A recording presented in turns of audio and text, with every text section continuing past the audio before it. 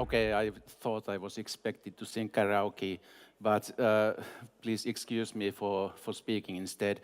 As the moderator said, I will talk about employees, the competencies, what are the needs today and in the future, and what we are doing on that.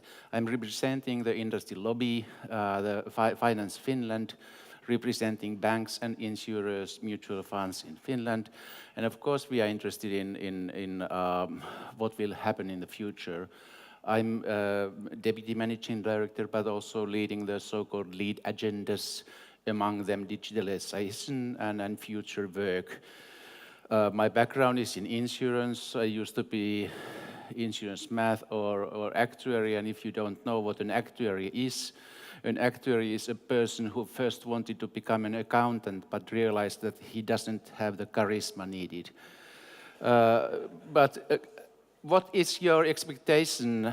Do you think the workforce in finance, in banking and insurance, is it going down? Who thinks so? Others? Is it going up? At least one who thinks it's going up. Well, you will learn something about that. Hopefully, we don't know about the future, but at least we know what has happened up to now. Where we are, at least today, is that people are getting older, especially in banking, because of the financial crisis we had in early 90s. There is a valley in our age structure. People are getting older. What will happen? Will we need replacements for those, or is it just natural transformation to a smaller workforce?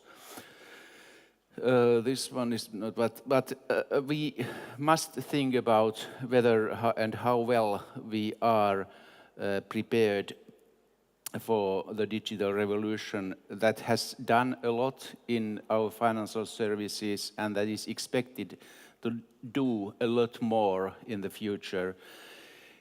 We certainly know that the sectors transform, jobs disappear, new competencies are needed, new opportunities also arise. We have all kinds of new operating models and innovations going on. We need skilled and competent workforce for the future to do the business and serve our customers. And it will be continuous learning through your whole working life. But it is not something that can be done just by the employer. The employees need to be heavily integrated in this transformation to go forward. And it is the responsibility, of course, of the employers, but then the government, the school system to help us, but then employees need to see that they are doing well. So here's the answer until now to the question I started with.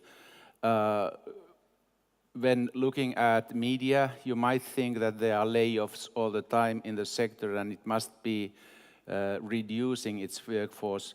But actually, during the last little more than 10 years, it's been very stable. It's been a transformation. Many things have happened. But when you look at banking personnel, then we are practically on the same level. We don't, the branch offices, if you think of times before today, lots of them have disappeared from the streets. So certainly the processes have changed very much, but it's been clear that there has been all the time the need for new people, new skills, new competencies in different areas. We have done quite a lot of work in Finance Finland to identify what is needed in the future, what is happening, what are the new skills and requirements, and we have done it very much together with employee organizations to really integrate both parties into understanding what are the requirements and what are the opportunities in this sector, what is going to happen. There is very much thoughts about changing customer habits, changing customer behavior, changing customer expectations, and all of these have a huge impact on the requirements for the sector and for the requirements for the competencies. It is a competition for capable workforce. It is a competition that is fought on many fronts.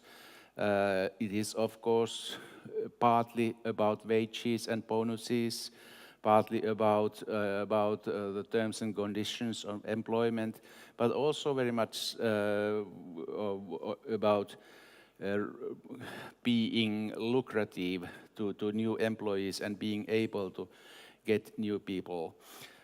What we see very clearly is that the decrease of new hires, they are very much higher than what used to be in for the university or other professional degrees of employees. So, for example, lawyers are very much taken into the financial sector just because we have a huge burden of compliance to do the business well. Then we have political science, math and statistics. They are the core competencies needed in the sector. And looking at what are the real challenges, of course, it is very much about the new technologies, artificial intelligence, robotics, big data, data mining, new analytics, predictive analytics, data science issues. But then it's also very much about managing what is happening in the sector, like being fluent with new legislation that is all the time coming from EU, being good in the service, understanding customer needs, understanding what needs to be done, being good internationally, being open to ideas from around the world, being able to apply them into our local environment. And then it's about being good in sharing knowledge, not only being innovative as oneself, but being a good team player and sharing things with others to create a better future. The really difficult thing in our financial sector is that the customer service reputation is really low in the financial sector. Even like railways are thought to be better than the financial sector, and I think this is certainly a challenge for me, for my sector, for you also, that we are dealing with a sector that is not very has not very positive values when you look at service reputation. So that is certainly one of the areas we have huge challenges. Looking for things or how to get forward with this situation of aging workforce, low reputation, but also need for new talents for the sector. We have targets for education that need to be taken into account. Of course, new employees need to be able to react quickly on changes in the working life. It should be much more lifelong learning. You cannot just think that you spend 3, 4, 5 years in the university, and then you are able to, with those competencies, to get along through the end to the end of your working life. It should be much more lifelong learning, and generally much more financial training should be included on all educational levels.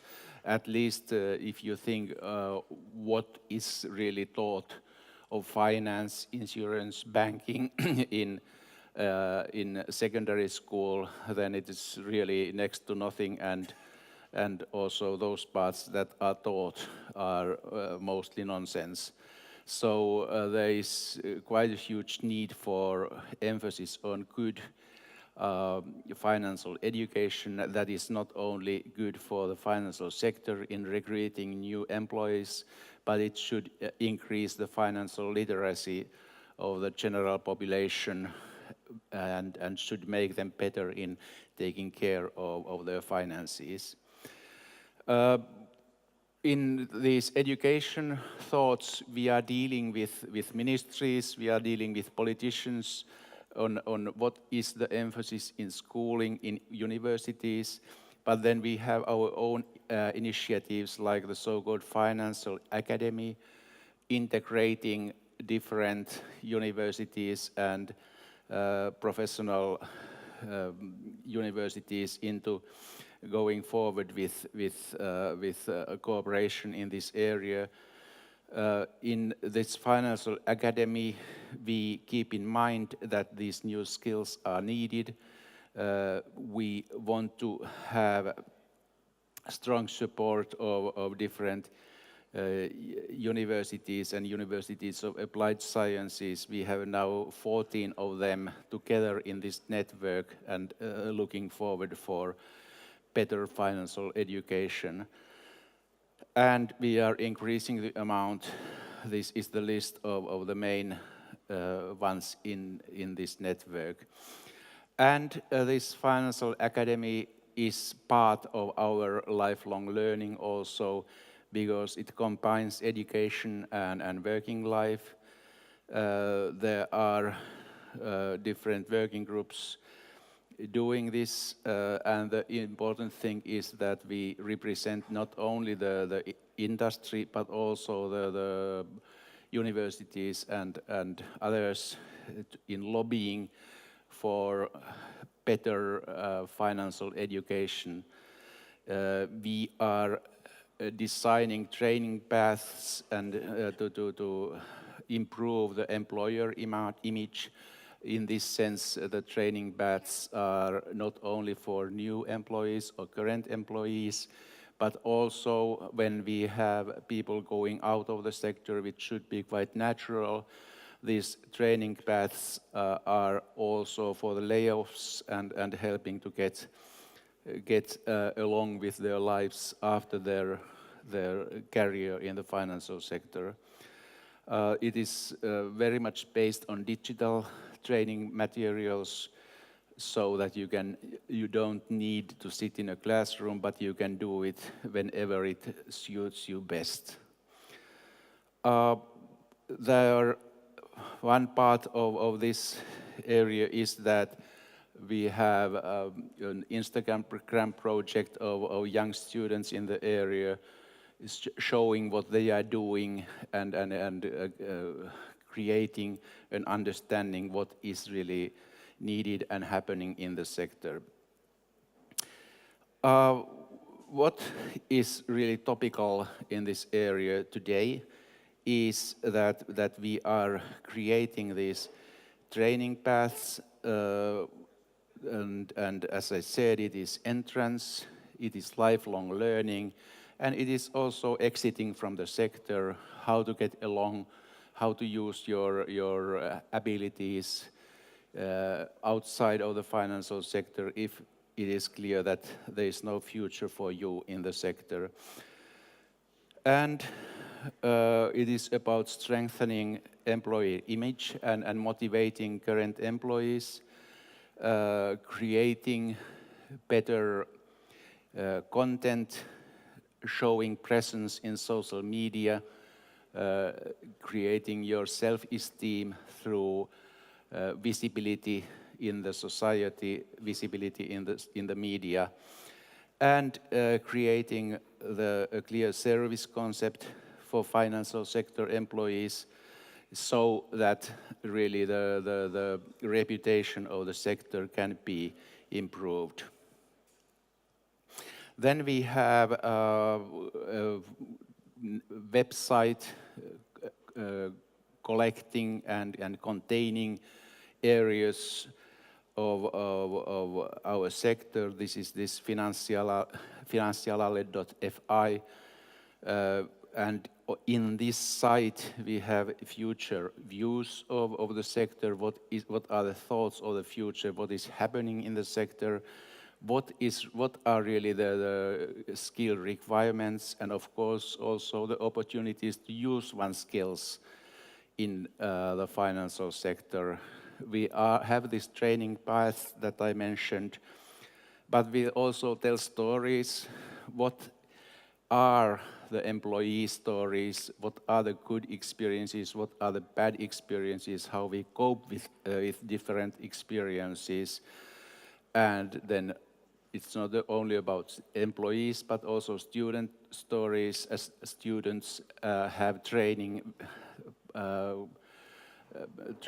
periods in our institutions, in our members, how they react to them. We try to avoid those bad experiences that one of my or the son of one of my colleagues had 20 years ago, when he was 2 weeks in a pension insurance company. He spent 1 week in the library looking at old newspapers and putting them into order, and the other week he spent in another department throwing all the newspapers into a trasher. So it was not very motivating, and we try to avoid those things today. Then we arrange different opportunities for writing your thesis, writing your final projects within the companies, within the sector, and try to do it well. We are doing this very much, as I mentioned earlier. It's working with employees, but it is also working with employees' unions that, of course, do the collective bargaining all the time. But then, of course, we have a joint interest in keeping the sector lucrative, making it a good place for people to work in. And we have very nice and good cooperation with the unions, looking to the time 5 years ahead, what are the needs, what we need to do to keep the sector in order. And we think that we really are strengthening and clarifying the prospects of the sector, the needs of the sector, recruiting good talent for the sector, offering lifelong learning, and training for continuing employment. We, in financial sector, we know that digitalization is doing very much. We have experienced it for a very long time.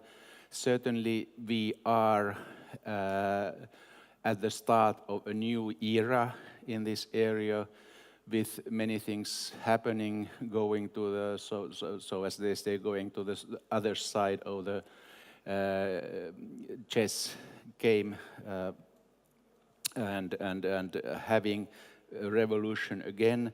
But I think we can promise that in the financial sector there will be good opportunities to use one's talents and develop further. Okay, thank you.